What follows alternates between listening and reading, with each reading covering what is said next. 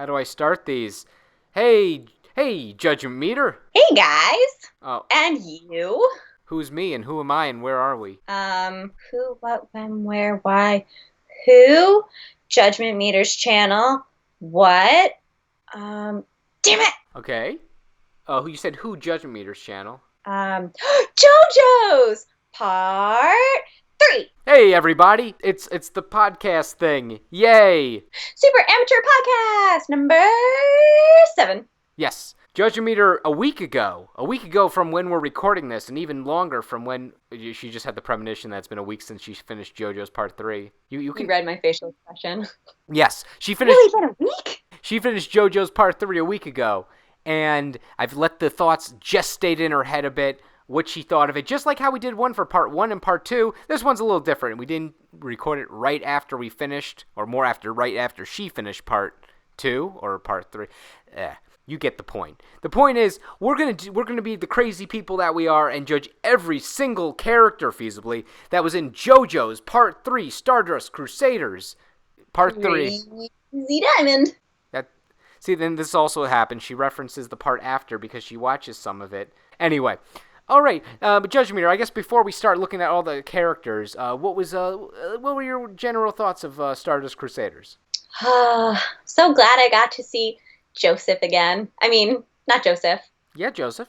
He's from. Joseph. Sometimes I get the JoJo's confused, but old man Joseph, old man JoJo. It was so nice seeing him, and then he got to go around with his grandson, Jotaro. That was so adorable. Okay, good. Now we're gonna prime her memory because I'm gonna say every possible character. She's gonna give me her thoughts, and I guess we'll go with the hero faction, the Crusaders. Then we'll go with the whole Dio villain faction, Villo faction. I almost said. And then we'll go with the minor characters, and then we'll go with the characters that really have no business being in this podcast, but because we're crazy, we're going to name everyone, but also because... Diamond. Here, say it again when I'm not talking over you. Crazy Diamond. So, because we're crazy, we're going to go over every, minor character that left an impression on us. We're obviously not going to say every character, like this one guy that was in a shop somewhere. I don't know. There's a lot of they run into lots of fun people. But all right, so let's start off with our technically our main character for the part, Mr. Jotaro Kujo, and let's also include their stands in there. So Jotaro and Star Platinum. Oh, I love Star Platinum now. It took me a whole season and a couple episodes of Stardust Crusader to fall in love with him. What made you fall in love with Star Platinum so much? Now he's periwinkle and pastelly. Okay, if you hadn't seen an episode of Part 4, what made you fall in love with Star Platinum by the end of Part 3?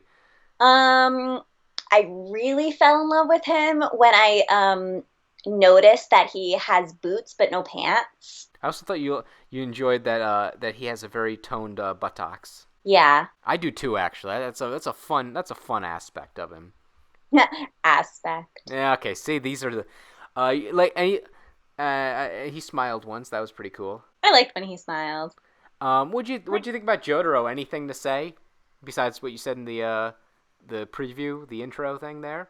Well, at the beginning, it was really hard to like him because he was so mean to his mom. My God, he was a mean son. But then he just got really sweet. And he loves his grandpa. He does love Grandpa. He loves Grandpa.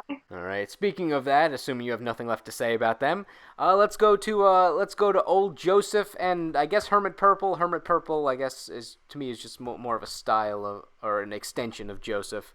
But yes. Yeah. I wish Hermit Purple had a body. It's okay, though, because who does have a body? Joseph Joestar.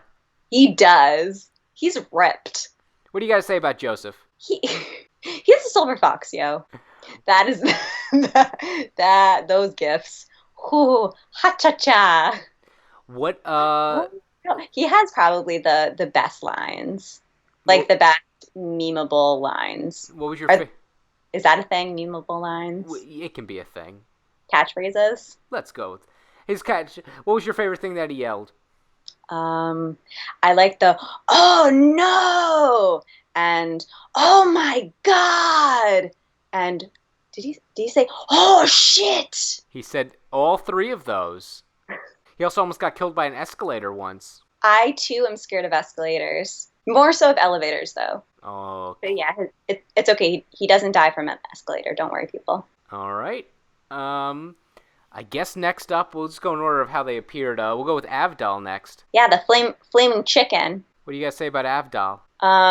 Probably a character has never made me so anxious about a character dying or not dying. So just be wary of him. Don't get too attached. He came back though. Yeah, and then he didn't.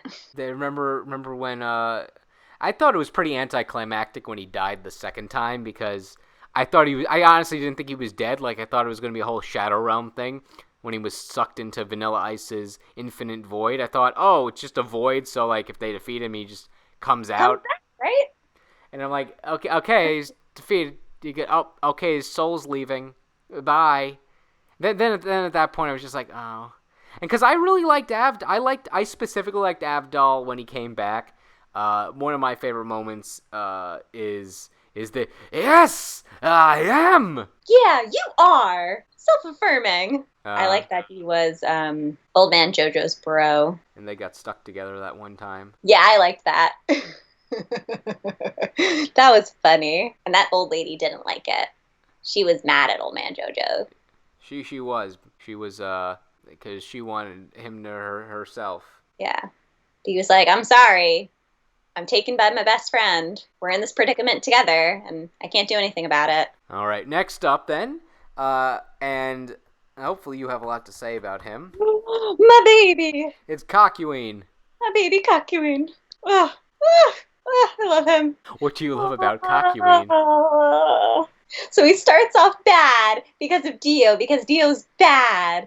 But then he becomes good and joins the Crusaders. And then he's okay. But then he gets hurt. And then he comes back. What are all the things that you like that... Butthead. What are all the things that you like that he did? He's really good at video games. And he's really smart. And he loves his parents. What was the, Kakyoin moment that made you realize, okay, this is best boy? He's my baby.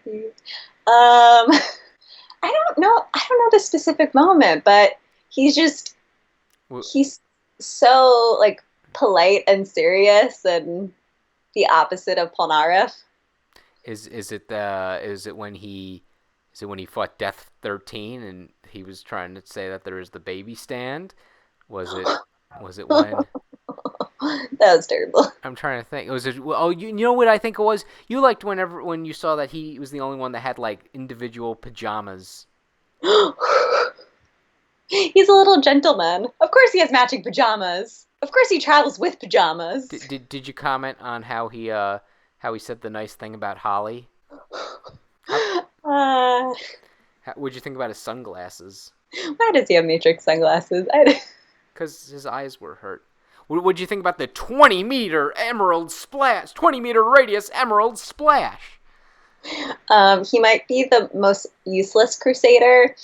But I love him because he's the smartest one. But she really, when she says useless, she says it out of love. I do say that out of love. Complete love. She's, I could tell Kakyoin was her favorite, midway through. But I started saying, the baby! And also, when you were when's he coming back? When's he coming back? And I forgot, when I watched JoJo's initially, Kakyoin kind of fell out of line. Not that I didn't like him, but his stock dropped in, that second half when he just stopped appearing. And because we marathoned episodes, for you, Judgment Meter. But, when I was just, one or two episodes at a time, I was just okay, yeah, Kakyoin, yeah, he's gonna come back. He fires the emeralds. He possesses people twice. And speaking of that, you never even commented on Star Fingers when Star Platinum has the extended fingers. Yeah, that was cool because it reminded me of Shining Finger from G Gundam. And the only reason I thought of that was because I thought of attacks that Kakyoin only used minimally, that he might have been able to use more, the possession when he possessed the nurse. Kakyoin, you're really good at that Emerald Splash. You keep doing what you're doing. Yeah, you do that. My baby. So next up, we have Polnareff. He is the most fashion forward of our friends. Well, actually, no, that's not true. I think everyone's fashion. The fashion in JoJo's is at another level. That's true. Jotaro is the most fashionable. Let's go with all of them. The point is, Polnareff. What would you like? He's got the fun hair. They all care about their clothes. Yeah. They really do. We should talk about that in another podcast or just at the end of this. Yeah, we'll figure it out because I mean, once we part 4 and 5, and then subsequent parts that aren't in anime form yet, the clothing is on a whole nother level.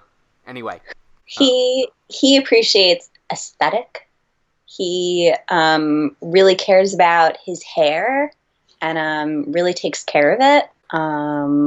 He loves the ladies. Polnareff's actually my favorite. I know it's hard to say because I also like old Joseph, but I guess Polnareff's my favorite of the of all the new characters in this part. Just because I think that I like that he feels like the human of the group. He's the guy that points out sometimes like the whole wait a minute, this is kind of messed up. Or when he gets 3 wishes, I think if I might wish for like my dream job or to create Polnareff land. The moment he wanted to create Polnareff land, I was like, okay, I can all right, I connect with this guy. I relate. Silver Cherry's pretty cool. He's the human in all of us. He's the knight in shining armor. And Polnareff himself is the everyman. He's the one that he's like, okay, I'm gonna go challenge Dio then, and then stuff happens, but he was going to, and then Dio just keeps moving down the stairs. Dio was scared. Let's play a game. Aww. No, I remember him and the lady. That's true. Yes, he had his one true love, but he gave it up for the heart of the mission.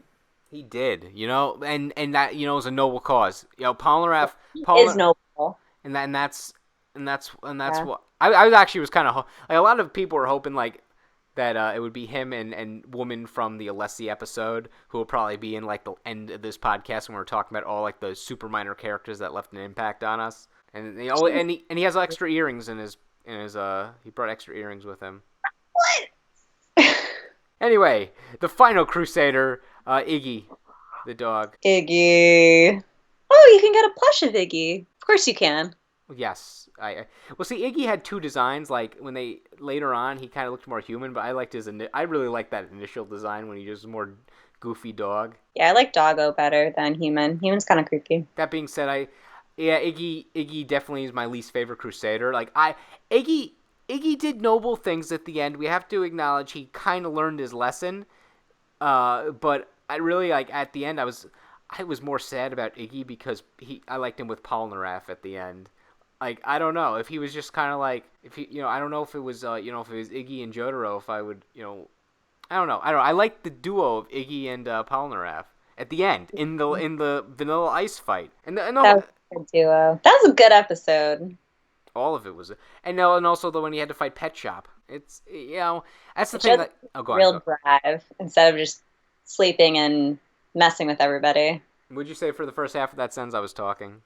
Oh, it showed that he had a real drive instead of just sleeping and messing with everybody. But because he really didn't want to be there. And I guess you can kind of relate to that of you're dragged on this mission, so you're going to be angry and rebellious, but it sucks. But the thing is so I don't know. There was too much screen time where Iggy I didn't like what he did, where he's just kind of doing his own thing, but I didn't enjoy it very much. And then when he got in the fight with Pet Shop, then it's okay, this is pretty cool. But even so, I don't know. I felt like Iggy really had to be forced into it versus Polnareff, who went through this arc. He lost his sister, and then he got revenge, and then he was okay, I'm out. And then he's you know what? These guys are actually pretty cool. And then he learned, okay, maybe I shouldn't try to bring the dead back. While Iggy was just I got my paw cut off. Screw this guy. Yeah, and then he saved Polnareff. And once again, I like that about Iggy. That was a good thing Iggy did. Yeah, after they had that whole talk about not saving each other.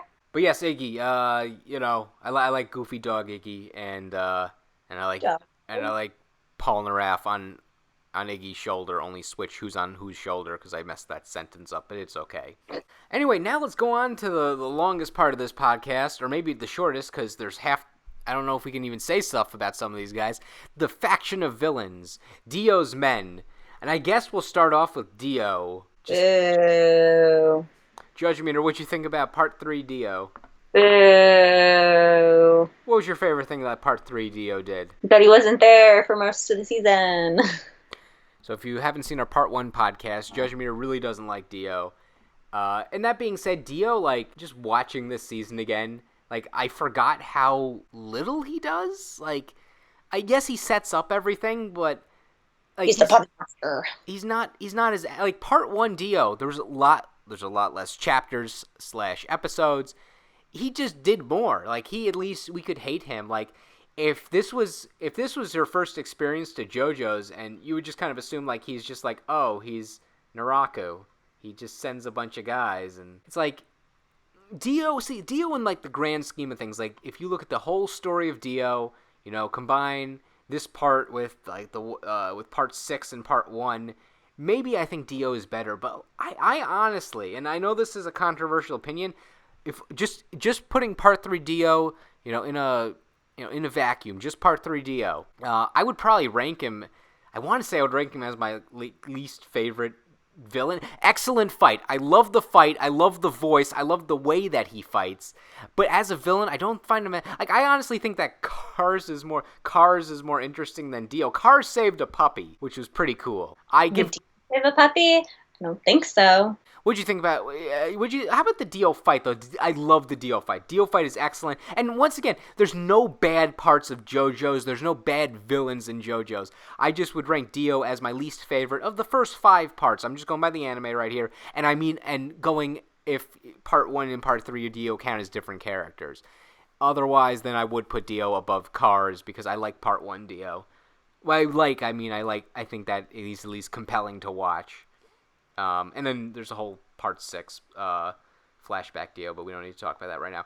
How about the Dio fight though? The Dio fight was cool. The whole time I was wondering, what's his stand? What does his stand do? God damn it! She actually didn't know that it stopped time. I knew it from Heritage from the Future. Like, I knew he had the time stop ability, so it did take out the tension, but I wish I could experience it how Judge Meter did. Because right before Kakyoin discovered that it stops time, she's like, does it stop time? Okay, well, here, Judge Meter was not expecting him to summon steamrollers. No. What'd you think about the rotor-roller?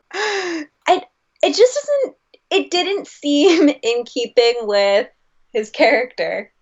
Because he barely knew what cars were. He's like, I'm going to pick this thing up and throw it at you. I like that he knew. I like that he even though I knew he was eventually going to do that, because once again that was in Heritage for the Future. The first time I ever saw that, I was like, this is where it is. Oh, this is hilarious. I honestly, I was enjoying it so much. I even, like, after I watched that for the first time, and I was just like, Judge Meter, one day I got to show you JoJo's. I just showed her that with no context, and she just like was like looking at it like blankly, like I couldn't tell what was going on. But I'm glad that she eventually did learn what was going on. What do you think about Dio's heart thing? There's so many hearts. I just don't know why. I guess he likes hearts. And that's okay. Anyone can like hearts. But he's bad. Hearts are good. Dio is bad. So now we're gonna go through the whole faction of villains here. And Judge Meter, I can't blame you if you forget what some of these villains did or have no real thing to say about them. But I guess we'll just go in order. Of course, not counting the possessed dudes. We'll start off with Tower of Grey, the scarab from the plane, and Greyfly, the old man. Wow. That's when they found out that they couldn't use planes. They couldn't travel by planes, and that's why it took so long. Imagine if it wasn't there, they would have just gotten there in like a day. Okay. Yeah. F this. And then he took people's tongues and Oh wow. That was gross. I will say, like, at least he used the tongues and didn't just like take them. Like, he wrote a message with them. Oh, this is totally necessary. So yeah, that's Tower of Grey and the old man that used him, I guess. After that, we have Captain Tennille, or the imposter Captain Tennille in Dark Blue Moon. The underwater guy that took Jotaro's cigarette. Captain Tennille. I like saying Captain Tennille. Uh, Never take JoJo's cigarette. and then also he's the guy that Jotaro used star fingers against. That that's essentially him. Once again, interesting. And if you have something to say about the fight, Judge Meter, I'd say you could say something about the fight if anything stood out. But really, for the most part, part 3 villains, outside of a few, weren't really characters as much as they were the monster of the day, essentially. Well, here's one that you'll probably have something to say about. So oh no, is this the boat? This is the boat, Strength, and I believe the orangutan's name is Forever, but we can just call him the orangutan. Well, I do appreciate that he was wearing a sailor outfit. I like sailor outfits, but he probably stole it from a real sailor, and it's probably really sad what happened to the real sailor. This orangutan had potential when you met him. Okay, he's smoking a he lights a cigarette. He's got his porn magazine, and that's fine. That's fine. We're not gonna, he can. We're not here to judge. We're not here to except even though that's in your name, but it's okay. He even solves a Rubik's cube and shows Jotaro the dictionary. But the moment he does the bad thing, it's oh no, and not even in the. Oh, not even in, I can't even have Joseph yell it for me. Oh, yeah, he spies on the girl in the shower, and that's bad. That is no. That's a no-no. So no matter what species you are, it's a no-no. It's a no. It's yes, but yeah, no. That lowered his stock a lot. Yeah, bad. No, shakes my finger. But this is the episode that I really understood that, or I really accepted that, wow, stands can be anything, and so can stand users. Yep, and this is why you would have been perfect in the JoJo's universe, because you'd be like, no, that baby's totally a stand when we get to it. But next up, now we have the best villain from the season. Whole Horse! Yep, Whole Horse. Whole Horse is the greatest. It's no competition, because Whole Horse was consistent. You could tell what was up with him. He's apparently named after Hall & Oates because Hole is Hall. Sorry, Hall & Oates, not Hall & Oates. Hall turns into Hole, and Oates because horse eats oats, I guess. I don't quite. Oh, that's adorable. But yes, Whole Horse. His stand is a gun, which is amazing. I actually really liked him, even though he was a villain. Just something about him, yeah. He just kind of seemed He's very charming. He's a cool guy, He rides in on an elephant and then rides out on a horse. And then but he always works with actually, no, you enjoyed when he returned the first time, too. You were like, hey, he's back. And he's back, my buddy. But yes, I enjoyed Whole Horse. And you know what? His union with Boingo later on was very fun, too. Boingo terrified of him. I mean, he's a big man. Yeah, we did kidnap him. Top 10 cowboys. We got to do that list eventually. And then who was he working with? He was working with Jay Giles. Oh no. Yeah, Jay Giles. He had a cool ability, but I don't. That's about the only thing you can like about him. What do you got to say about Jay Giles? Oh no, this is the man with the 2 right hands. Yeah, who killed Polnareff's sister. Uh-oh. He was bad. That was bad. He had a pretty cool ability, though, with the mirror dimensions and whatnot. That was very, very enjoyable. Very nice, Caesar-chan. Was it enjoyable? That's right, he led to Avdol's death, but not really. Good things about him. Was Enya's son. Okay, yeah, now we're just going over his bio. Yeah, we don't. No, Enya. Yeah, it was Enya. It's Enya. We got that right. But yes, it's okay though, because then we we missed a guy. We didn't go quite in order. That's okay. Next up, we have Yellow Temperance and Rubber Soul. Oh, the beautiful guy. The beautiful man. I love this fight. I love this fight a lot. It did a lot. He created one of the best JoJo memes. I'm shimmer and shine. Well, he was not the genies from the children's show. No, no, he did the cherry. Yes. You got anything to say about the cherry? Kakyoin's the best. That wasn't Kakyoin, that was Yellow Temperance. Oh. This guy did the cherry? Yeah, remember he was disguised as Kakyoin. Remember he was disguised as Kakyoin, and then Jotaro punched him, and then like his face came off, and then it's like he's like, "You're not Kakyoin." And he's like, "Look, gaze upon my beautiful body." You're not my friend. Well, neither is Kakyoin. I just tolerate him.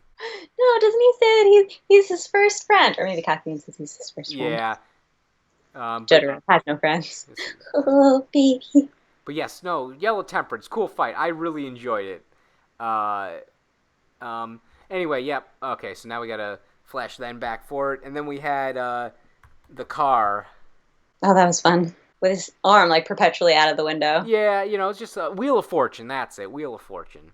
But yes, fun episode. That's where Joseph burrowed underground and lost his jacket and had to get it remade. Yeah. Next up, though, we have Enya Guile, I guess. She's intense. She was pretty cool. She had the fog that she can control people, and that's when Hull Horse like tried to like save Polnareff, and Polnareff was having none of it. And it's funny because Hull Horse, if you just ignore the fact that he killed Polnareff's friend, he was just trying to help him. No, and remember how Jotaro defeated her? When they were in the hotel? Yeah. He did the suck. Yeah, I like that. Like, apparently that's how it works. Yeah, they were kind of like still figuring out what to do, and he can do anything. He really can. Next up, we have let's go with Death 13. I'm pretty sure he was next. Lolly-Ho. Oh no! He was the Kakyoin fight that you enjoyed. I know I did. Oh, the stand was creepy, but I did like the Jolly-Ho. And what about when he created the fake Star Platinum with the frying pan? That was cute. And what about when I had the scene where Kakyoin and Polnareff were on the Ferris wheel, and he knocks the popcorn out of Polnareff's hand because this is a serious situation. Stop eating! And but how about just the fact that it was a baby that was just I get this is another example of that you were just into the JoJo's universe, and you're like, well, I'm accepting this now. Yep, I'm just here for the ride. This happens. I don't know how did Dio discover a smart baby? I don't know. Then Kakyoin made him eat his own poop. Yes, well, he did deserve it. Oh, you're just like, yeah, I'm on your side, Kakyoin. I love him. Also, Baby was really mean. Yeah, Baby was really mean. Baby killed a puppy. Oh yeah, well, that just means he's in the JoJo's universe. But yeah, I do like that before he killed the puppy, Kakyoin sees the dog, and his first intention is to pet the dog, as you should. Pet. Kakyoin likes dogs. That's how you know he's good. Pet the dog, everyone. Pet the dog. Who's next? I believe next up is your stand, Judgment Meter. It's Judgment. Oh. And Cameo, who's the oh wait, no, it wasn't that. You know what though? We'll do Judgment because I just said it anyway. Judgment though, he was the genie. That was the genie with Polnareff. I gotta say, it's a cool concept for a stand, but it kind of sucks when like it requires your opponent to make a wish on it, because it's like Polnareff had some good wishes. He wished back 2 people that were killed.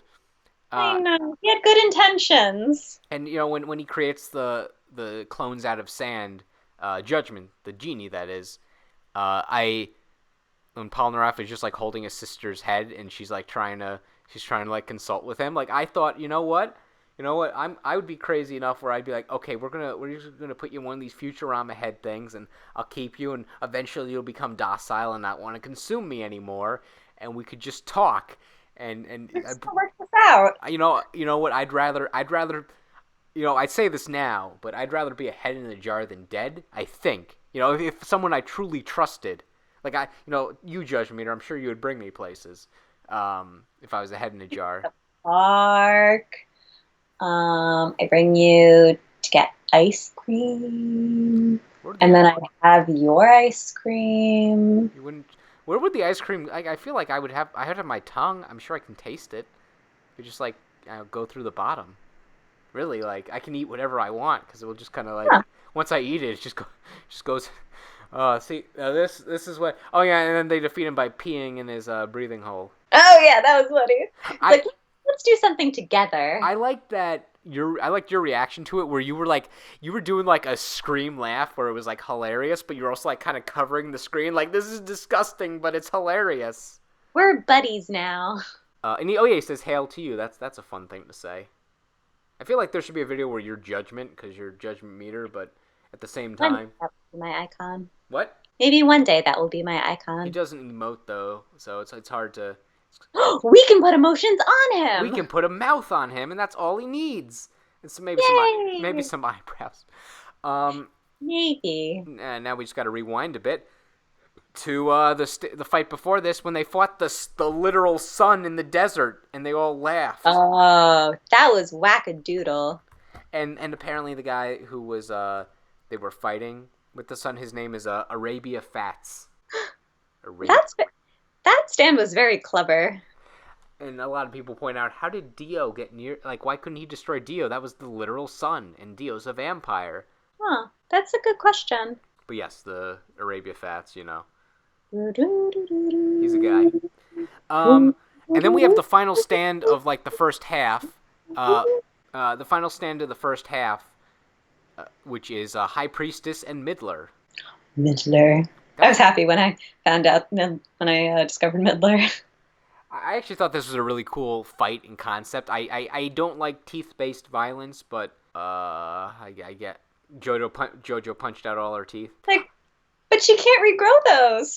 I like how aggressive that thing was, like, because it can just turn into anything, of course. So it turns into Polnareff's breathing apparatus on his air tank, and just starts biting his lip. It's like, okay, like, it's one thing that you're basically going to drown the guy, but you got to be an ass about it. Like, it's like, you don't have to bite him. You can go attack someone else who has the breathing apparatus and just let Polnareff die.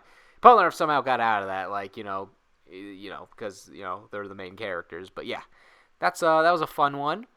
I like that Midler in the, we watched it subbed, but I like in the dub that she's voiced by Karen Strassman. Original, I shouldn't say original, but my main voice of Katana and Melina, along with Iggy, along with your favorite fighting game character, Judge Meter. My lady? She voices Poison. My lady! My number one lady. Yes, no, her actual, like, we're not being funny favorite.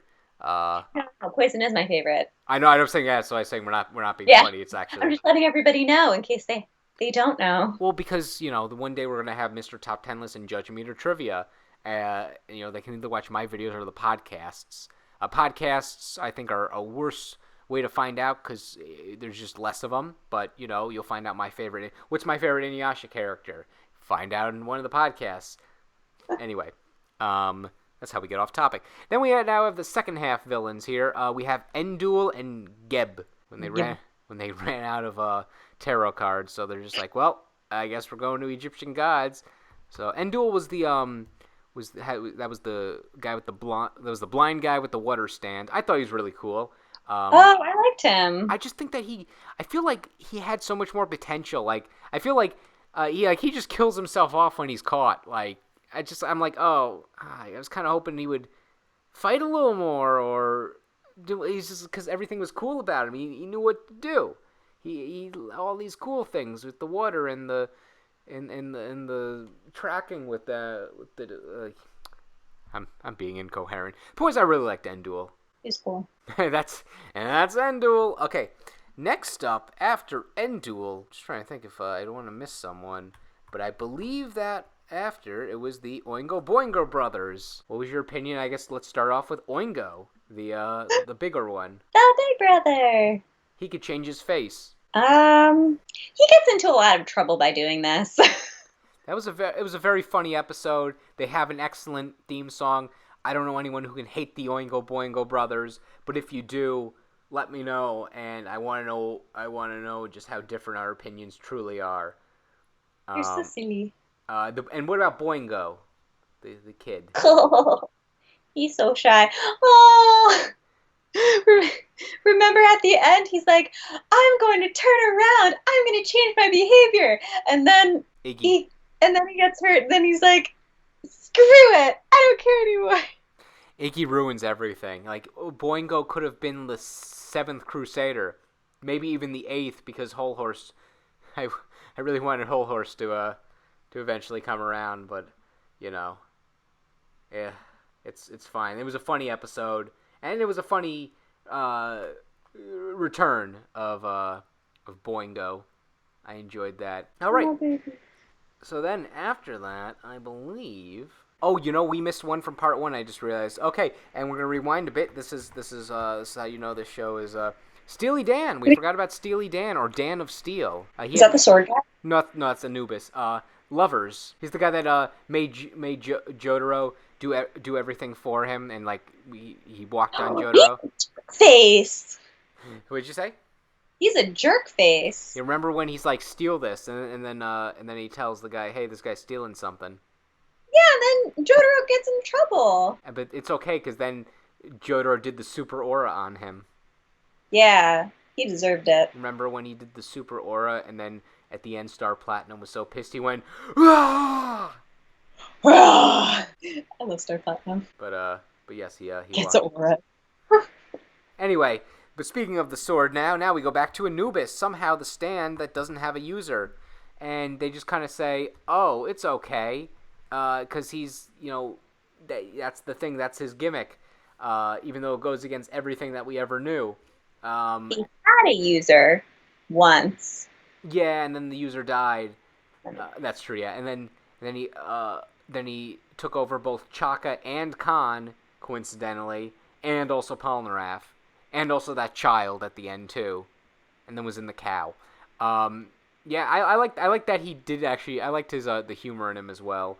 I honestly, I think they could have like gotten away with saying like he's the stand of the sword itself, and he actually has the power of possession, and he can possess whoever touches the sword and makes them a skilled user. But it's part 3. They were still kind of figuring out stands, and I can respect that. I thought it was a fun fights. I kind of feel bad for Chaka because he gets killed pretty easily, and his entire family accidentally gets killed because Anubis sucks. I don't mean I hate Anubis. I just mean that he's evil. But I more resonated with Khan, the barber, because the guy just wanted to cut hair, and he's just doing his job. And he touches the sword because Polnareff tells him to move it, and then like he gets hurt, and I'm assuming he's fine. But you could tell when he gets flung out his own barber shop, like some of the townsfolk come over to him and like, Khan, what's wrong? And then Jotaro's like, he's possessed. Stay away from him. But really, it just shows that he's a nice guy. Why are people attacking this barber? So I hope he got out all right, and he doesn't have to pay too much for the damages in his barber shop. And then Anubis possesses Polnareff, and then possesses the kid, and then he's stuck in the ocean forever. Okay, next up, Mariah from JoJo's. I think she's gonna be nice.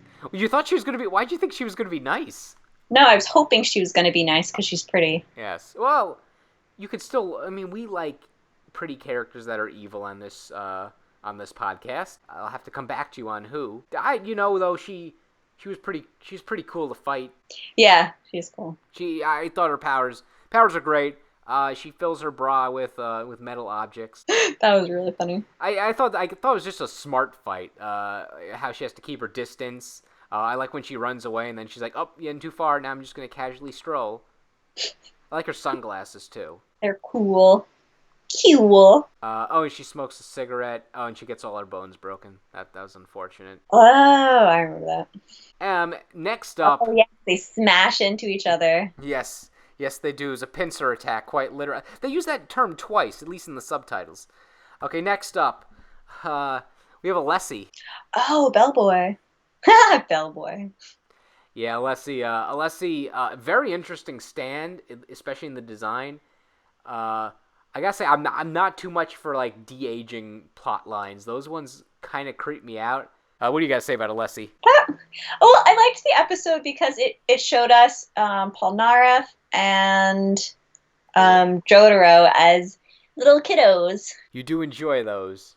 I do enjoy the kiddos. I also thought that set was a pretty cool looking stand with like the eyes, and conceptually that he has the shadow of whatever weapon you're holding, so he had the axe. Oh yeah, that was cool. I like his stand. I don't like Alessi. Yeah. So we can, and he even does like the tongue thing, and it's like, yeah, we saw someone else do that, and a lot better. You're creepy, but you're not even the creepiest we've seen. Okay, so next up, Darby. I liked him. I think he had a cool character design. I think he just had a cool concept, being gambling and then losing everything because Jotaro just has a poker face. I just thought the whole concept, the whole gambling aspect to his design, that he's a collector, that he hires everyone apparently, and I guess just cool. Yeah. I like his vest. I like his tie. Gotta like these things. Okay, next up, Pet Shop, the bird. That was the redeeming episode for Iggy.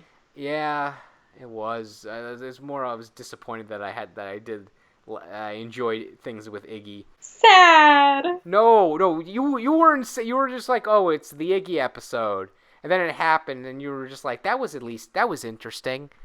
I was so worried about Iggy. I Drago. But well, okay, like I was okay with Pet Shop until it started like eating the other dogs, and then not only was it eating the other dogs, but it was like making like these weird caw noises, and I'm like, oh, that's something like superfluous that Dio would do. You're totally Dio's pet. Such a jerk. But yeah, you had a helmet. You like the helmet. That's pretty cool. Okay, next up we have the younger Darby. Darby. The one that used the video games. The Kakyoin episode. Well, it was a Kakyoin and then it was Jotaro because they played Oh, That's a Baseball. Oh, it's baseball. But yes, then we got to see Star Platinum's wonderful butt in those baseball pants. That uniform was made for him. You're not going to say more, so now I just look like the guy creeping on Star Platinum. Apparently. Yes, they also play F Mega, which is the racing game, which had very intricate controls. Oh yeah, I also had all the dolls. That's right. That was creepy. The dolls were worse than the Pogs. Yeah, well, the Pogs were fine. You know what the Pogs were? Elder Darby knew what was going on. Anyway, while that was going on, in the other room we had Vanilla Ice. What do you guys say about Vanilla? Legs. That's right. Yeah, he does have great legs. But what'd you think about Vanilla Ice and his little I'm gonna peek out my stand thing? He's a weirdo. Yeah, he's pretty. Conceptually he was cool. I that was fine. It's just I don't have much to say about him. It's just more of it was a pretty intense fight. It made you feel bad for Iggy. It was a heart-wrenching episode. And then of course we have the never forgettable Kenny G, who in the dub titles they called him Billie Jean for some reason as the censorship. Yeah, he could create mazes, I guess. You say something about him now. Is he the guy who brings them to Dio? Nope. That's the thing. That was Nuke Saku. That was the guy who had a woman's head on the back of his head. That's weird. No, that was funny. It was just like Voldemort. Yeah, but except for he was cooler than Voldemort because it's kind of funny. And there we go. We've gone through every of the villains now. Cool. Okay, now we go to the minor characters. Who's your favorite of the villains? Whole Horse? Great. Okay. I just decided who was actually your favorite. My favorite villain? I probably have the most positive feelings towards Whole Horse. Or I have the least negative feelings towards Whole Horse. But you can also go with who's your favorite fight there, or who just had the coolest powers. She's thinking, everyone. I am thinking, people. Oh, Midler. I really liked that one. Okay. Midler was cool. I did like Midler as well. To rank, if I just had to kind of put them all in in a pot for the top 5, and and it can fix. I'd probably have Midler in there, Whole Horse, Endul, Elder Darby, and maybe Mariah. I like all of them. Yeah, I like Mariah. Mariah was cool. All right, minor character time. Oh boy, and these are these are the actual minor characters. These aren't us nitpicking, picking out tiny.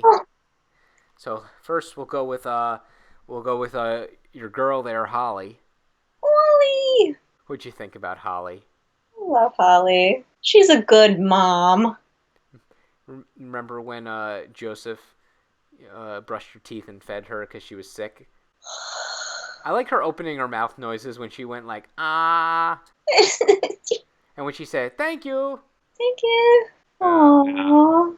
She starts off the season. and she ends off the season by getting better. Yeah, and they all do it for her. And so that Dio doesn't, start off world domination. Doesn't achieve it. But mostly for her. But mostly for Holly. And she's just so pure. She really is. Like, I know you were hoping that she would do more. And I can talk about other things that you've said about Holly, but we'll that will take up the podcast. But yeah, she reminds you of Kasumi. I love Kasumi. Okay, next up we have Anne. Remember Anne? And now you're about to say that was her name. She had a name. Oh, yeah. I'm surprised she didn't come back. I know that. Well, yeah, they brought her back that one time for the car episode, and then it's like, okay, yeah, now we don't care. Shouldn't we be concerned? Like, where's her family? She went on a plane and she saw them and she never came back. Did she? Does she ever come back? No, she never comes back. Also, I don't actually think she had a name until after the manga was like part 3 manga was done when they asked Araki what her name was, and he's just like Anne. That's a good name. Good name. Her name was just Stowaway Girl otherwise. Oh. I like that she had a switchblade. Yeah, because she's badass. So yeah, you know what, like, there was potential there. She could have become the next Smokey, but instead she ranks, she's ahead of Poco from part 1. But she doesn't quite reach Smokey levels. Maybe she put her in part 9, everyone. Okay, next up we have the only other returning character here, old lady Susie Q. Oh, I don't know if she'd appreciate you calling her old lady. Well, what you call Joseph Old Man JoJo. Yeah, but that's endearing. Okay, future Susie Q. Susie Q in the year 1980 something. I like future Susie Q. That sounds good. Yeah, that one. Susie Q with a hat. Susie Q.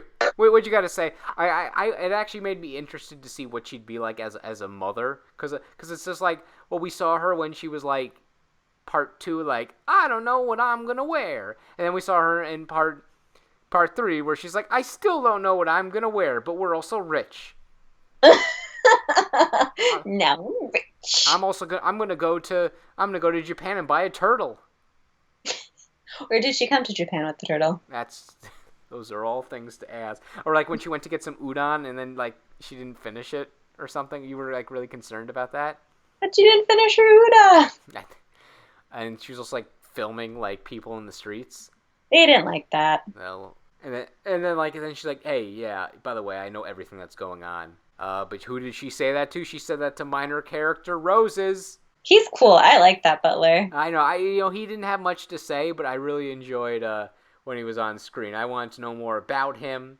He was doing his best. He loves the JoJo family. And he had a cool hat and mustache, and he also kicked a guy that one time. I will protect my lady at all costs. Now he was a lot better Roses than the ones that Dyer threw at Dio after he used the impenetrable Thundercross split attack.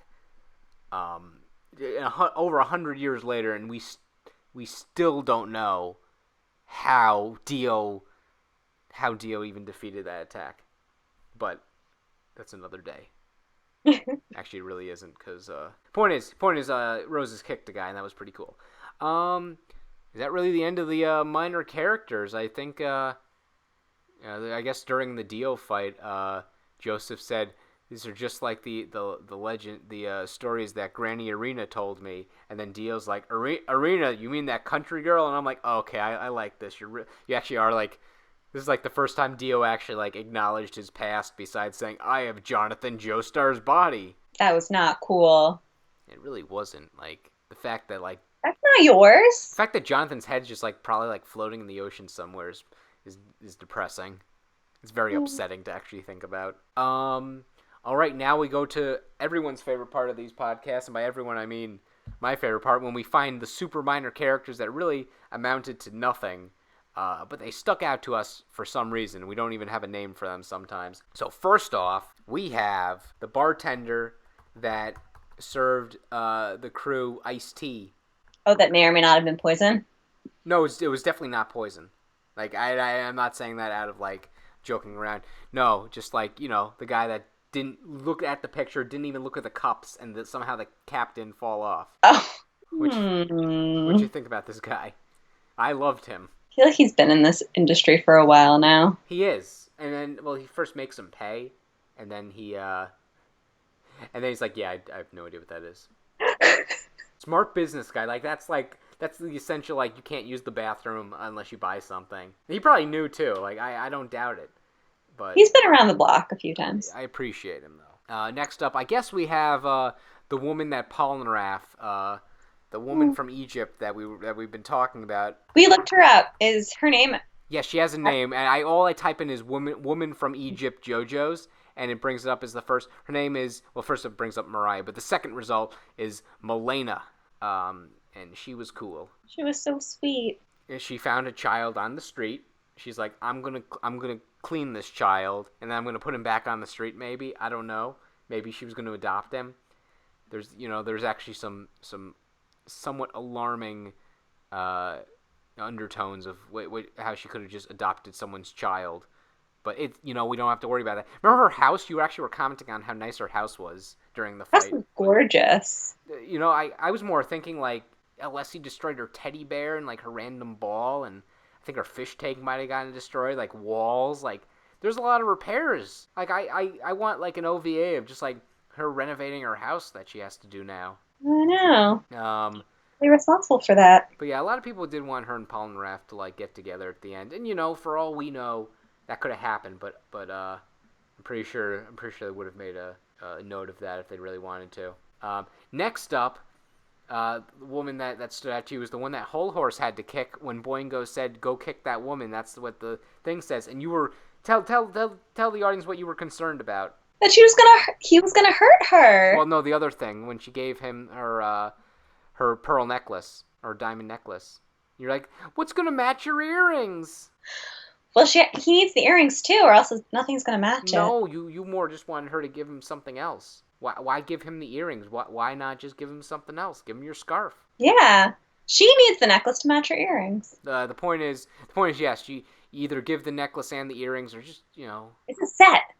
Just say, hey, come back to my house. I'll write you a check. Thanks for saving me.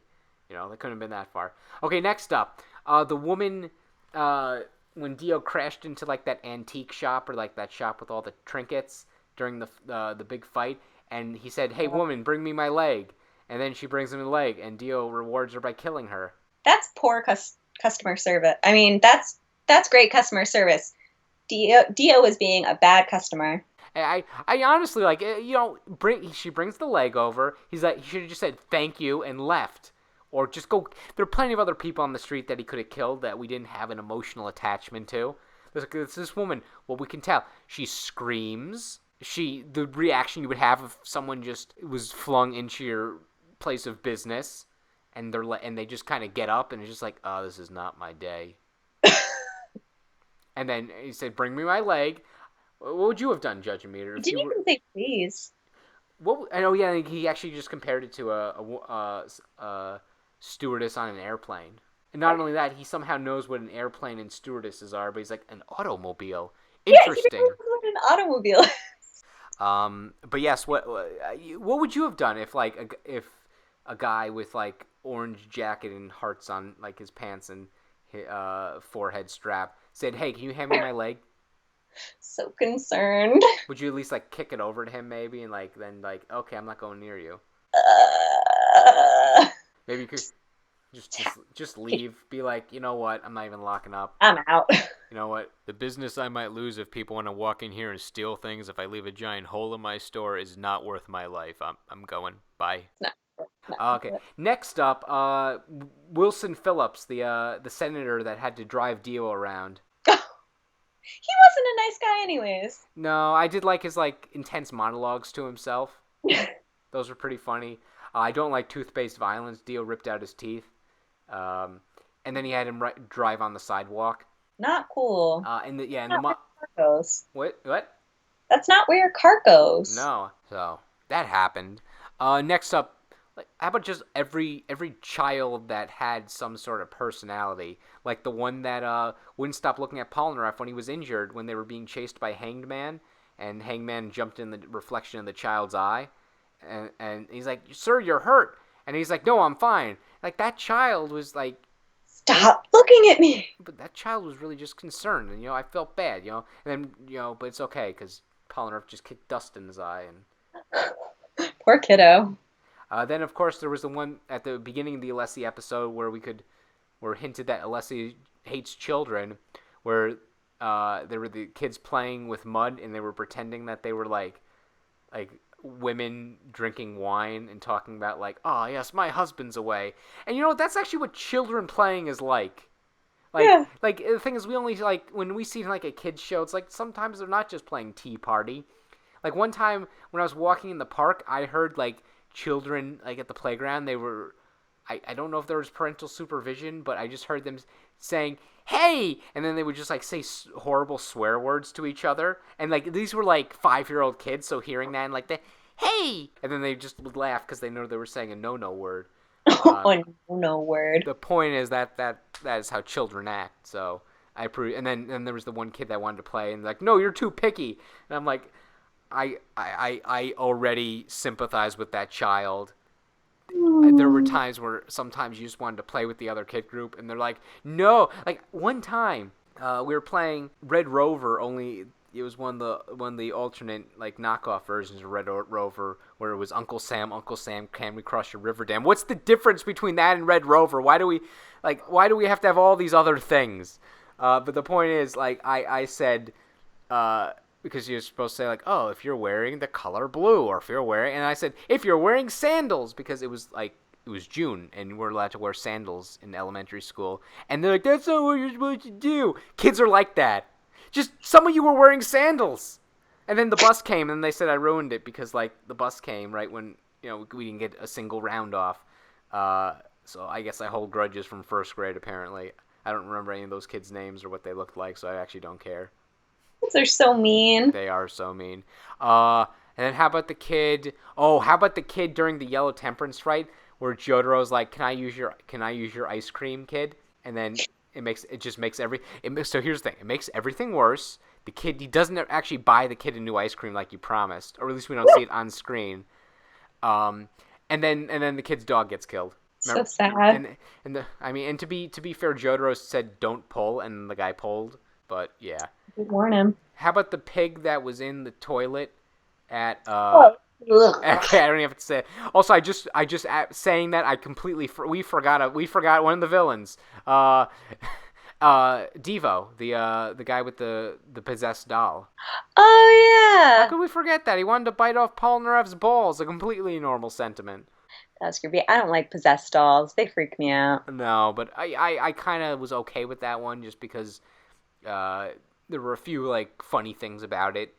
Specifically when he took everything out of the refrigerator to hide in the refrigerator. Well, how else are you going to make room? By hiding somewhere else.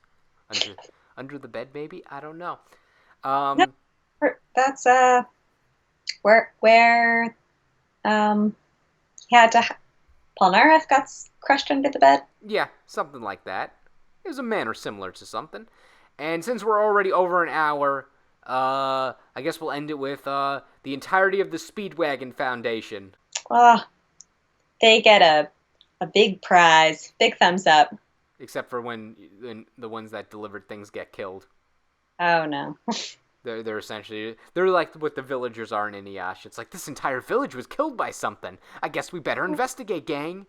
Oh no. Like there was the ones that joined them on the boat, and then they all get killed on the boat with the orangutan, and then there's the ones who get killed by Endul. It's like no one can catch a break, man. So sad. Right. So with that, we knew this would be a long one, guys, and hopefully future me edited this in a timely manner. But yes. So final thoughts, Judge and Meter, on part 3. It was really good. I love seeing the characters come back, and I'm excited to see them in the next season. And stands are really cool. Yeah. They're weird. And then they get cooler too. Like early, these were kind of the prototype stands where it's like, okay, these are kind of like random villain powers that you kind of see in other media, and you had a few like specialized ones like Darby's, where we could take your soul based on like gambling, or like Mariah's where she made you magnetic. But then you also just kind of had like Avdol's like Magician's Red is really cool, but like he's got fire. And Pet Shop's got ice, and Iggy's got sand, and Jotaro can punch things. Yeah, he can. And occasionally stop time now. But part 4 definitely develops stands a lot more. What'd you like about part 4 so far? Because she's seen up to she just finished the Bad Company fight, for those of you who have seen part 4. I like that everything's in pastels. I like that Jotaro's really out of place. And it's awkward. It very much, and after we shut off this podcast, we're gonna watch a little more part 4 for Judging Meter. Come to our viewing party, which you can't do because it already happened. Because I don't see myself editing this podcast in 5 minutes and putting it online. But you'll be there in spirit. You will be there in spirit. Let's find out. Let's find out why Okuyasu and his brother were so mean. Why? But yes. So thank you for joining us on this crusade throughout the world, around the world, and however many days to save Holly. Tune in for the next podcast, and Judge Meter. I guess we'll just we'll say goodbye as we always do, which is how we awkwardly have a lingering conversation until I say, okay, we'll stop the audio. Bye, everyone. See you next time. All right. Bye.